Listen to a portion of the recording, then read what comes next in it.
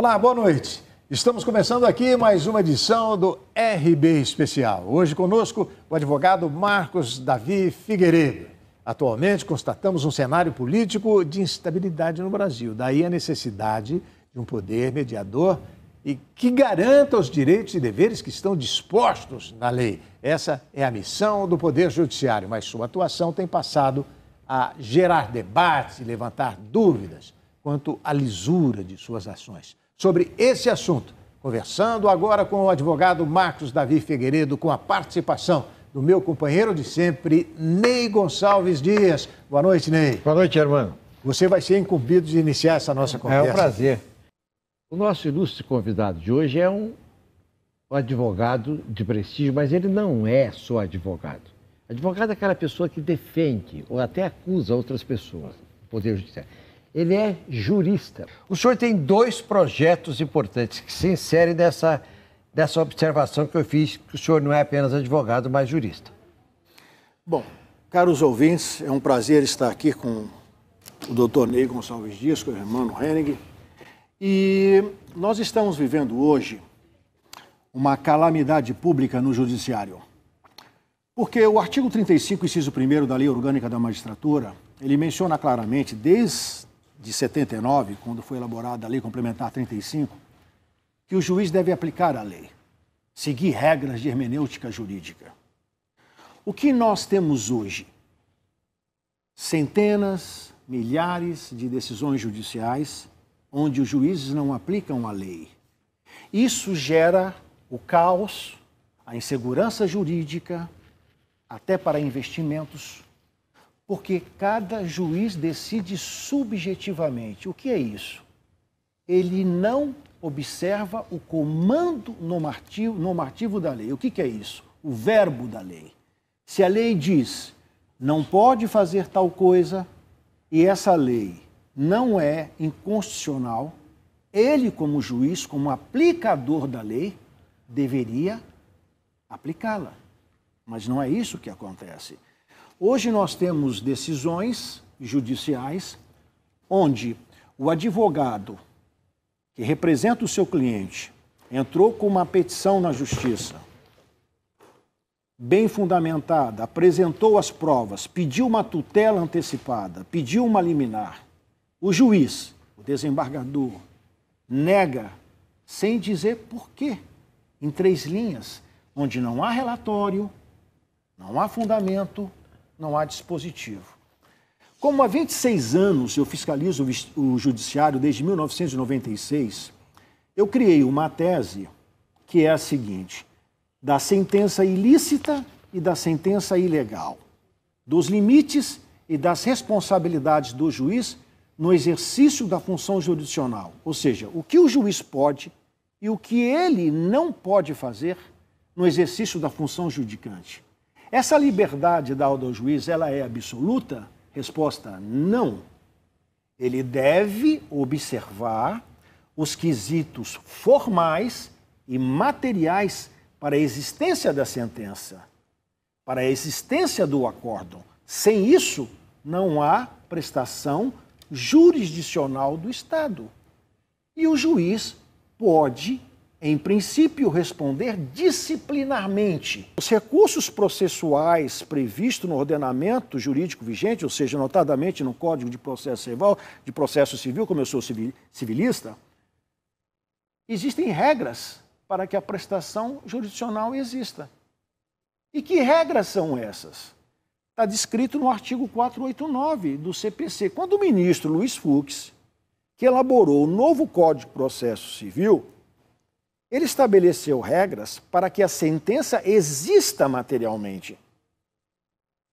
Essas regras, elas são absolutas. Não há flexibilidade nessas regras. E que regras são essas? O juiz tem que esboçar um relatório.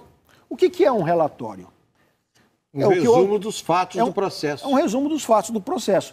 O artigo 24 do Código de Ética da Magistratura é muito claro nisso, e o curioso nisso, Ney, né, é que os juízes não cumprem o que o próprio Código de Ética da Magistratura menciona, que está no artigo 24, que toda decisão fundamentada é fruto de um juízo justificado racionalmente. Numa linguagem popular, a sentença tem que haver bom senso, ou seja, o autor ele tem que entender por que o direito dele está sendo negado. O réu tem que entender por que o direito dele foi atendido. Qual é o artigo em que se baseou o juiz para deferir aquele pedido do réu? Isso é uma decisão onde haja coerência lógica, como aquele jurista português Gomes Conitilho, que disse que a decisão judicial prescinde de uma coerência lógica. Você só recorre quando há a prestação jurisdicional, ou seja, relatório, fundamento e dispositivo. Se não há, os juízes deveriam ser processados por crime de responsabilidade porque estão fazendo um desserviço social. Aí eu pergunto, a explanação do senhor é perfeita, as pessoas entenderam. Para corrigir esse descalabro, esse caos, o senhor tem 2 projetos. Quais são? O primeiro é uma proposta de alteração do artigo 319 do Código Penal, que é o crime de prevaricação. Na minha proposta, esse artigo fica do seguinte modo: o servidor público que omitir, retardar, deixar de praticar ou praticar ato de ofício ou de função pública contra a disposição expressa de lei sem vício de inconstitucionalidade ou incorrer em erro inexcusável no exercício da administração da justiça, ele se submeterá a uma pena de 5 a 10 anos de reclusão. Mas aqui eu faço um parêntese. Quando eu coloco servidor, ele envolve as 3 esferas do governo: legislativo, executivo, judiciário e Ministério Público. Ou seja, eu imputo a responsabilidade subjetiva de todo agente público que está no exercício do cargo de uma função pública. Então, nesse exemplo que eu dei, do caput do artigo, um servidor, por exemplo, você ingressou com pedido de alvará, por exemplo, na prefeitura. O seu advogado apresentou toda a documentação necessária para a construção de uma incorporação. O coordenador responsável pela emissão do alvará, ele nega, sem dizer por quê. Ele não diz por quê. Não fundamenta nem na lei, nem qual é o documento. Na vigência do meu projeto, o empresário prejudicado ele faz um para o servidor que negou a emissão do alvará sem fundamentar, para que ele fundamente, ele justifique racionalmente por que o alvará não foi emitido. E por quê, e qual é o artigo em que ele se baseia. Se ele não justificar isso num prazo de 10 dias, esse servidor será submetido ao processo criminal. Processo criminal. Então você está moralizando o Estado como um todo. Ele não responde subjetivamente. Então, no meu processo, todo servidor público vai responder objetivamente, ou seja, vai ser responsáveis pelos atos que praticar. Irmão, bom, vamos entrar aí. Pelo que eu entendi, o senhor defende a atuação de uma autoridade pública, como um juiz, não é? Não é um jurista, eu não sou advogado, nem mesmo juiz, eu sou um repórter. Eu gostaria de saber do senhor o seguinte: se essa sua postulação, se essa defesa que o senhor faz do rigor estrito da norma, né, da lei que o juiz... Ele não... Quem está lá do outro lado imagina isso como se fosse um robô. A lei, bom, então vamos botar ela num computador e o juiz não serve para também julgar pela subjetividade do assunto. Ele não é uma cabeça pensante, ele não é um ser humano pensando na defesa da sociedade, onde entra também o Ministério Público. Ele não pode ter esse campo para atuar? Ou isso aí seria uma coisa a mais do que essa lei chamada de abuso de autoridade, que coloca o juiz, o próprio Ministério Público também numa espécie de camisa de força, alguma coisa nesse sentido? Não. Eu não sei se eu entendi bem, mas eu levei para esse lado. O que o senhor acha? Não, eu vou lhe dizer, no meu projeto especificamente não, por uma razão simples. O nosso direito é positivista. O que significa isso? A lei, ou seja, a lei acima de tudo. Ou seja, o servidor público, ele está vinculado ao princípio da legalidade.